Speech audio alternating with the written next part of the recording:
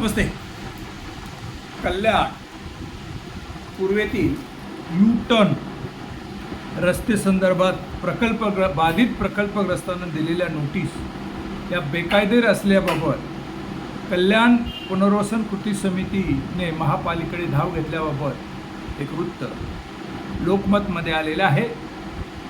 त्याबद्दल मी या ठिकाणी ते वृत्ताबद्दल मी बोलण्याचा प्रयत्न करणार. व्हिडिओ आवडला तर लाईक करा, सबस्क्राईब करा आणि फॉरवर्ड करा. कल्याण पूर्वेतील यू टाईप रस्ते विकास प्रकल्पात बाधित होत असलेल्या नागरिकांचे क्लस्टर योजनेत पुनर्वसन करण्यात येणार आहे. मात्र यापूर्वीच महापालिकेने बाधितांना 260ची नोटीस बजावलेली आहे. या नोटीसच्या विरोधात कल्याण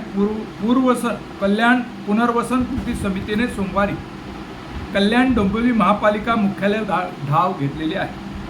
बाधितांना बजावण्यात आलेल्या 260ची खोटी आणि बेकायदेशीर नोटीस तात्काळ रद्द करण्यात यावी अशी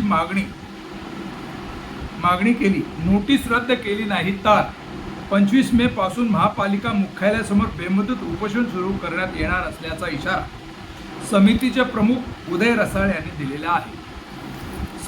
समिती प्रमुख रसाळ यांच्यासह ज्ञानेश्वर डुबरे, दुर्गेश फडोले, रवी शिंदे, अशोक चांदा, विष्णू जाधव, संतोष बालवणी, सुभाष बच्छाव यांनी महापालिकेच्या महापौर हर्षाली जाधव, आयुक्त अभिनव गोयल यांच्यासह सहाय्यक आयुक्तांची भेट घेतली. समितीने बाधितांच्या मागण्यांचे निवेदन महापौर, आयुक्त आणि सहाय्यक आयुक्त यांना दिलेले आहे. समितीचे प्रमुख रसाळ यांनी सांगितले की महापालिकेने बाधितांना 260ची नोटीस बजावलेली आहे. ही नोटीस पूर्ण बेकायदेशीर आहे. जवळजवळ 70 ते 80 बाधितांना महापालिकेने नोटीस बजावलेली आहे. या नोटिसा बजावून महापालिका बाधितांना बेकायदेशीर ठरविणार आहे.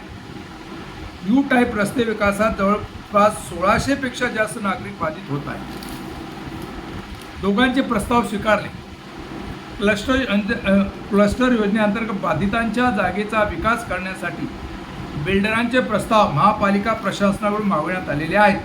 त्यापैकी 2 बिल्डरांचा प्रस्ताव महापालिका प्रशासनाकडून स्वीकारण्यात आलेला आहे. उर्वरित 1 बिल्डरचा प्रस्ताव प्रक्रिया बाकी आहे.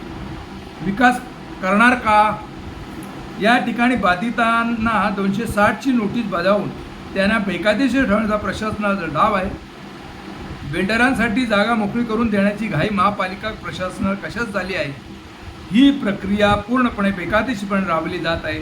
महापालिका रस्ते प्रकल्पातील बाधितांचा विकास करणार आहे की बिल्डरांच्या हिताचं काम करणार आहे, असा सवाल रसाळ यांनी उपस्थित केलेला आहे. रसाळ यांचा प्रश्न महापालिकेने त्यांनी नेलेला आहे. आयुक्त, महापौर त्याला कशा प्रकारे तोंड देतील हा महत्त्वाचा आहे. पुनर्वसन हा महत्त्वाचा विषय आहे.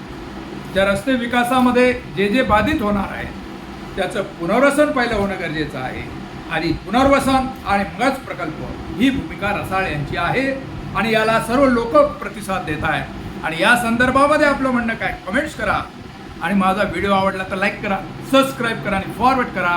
जय हिंद, जय महाराष्ट्र, जय भारत.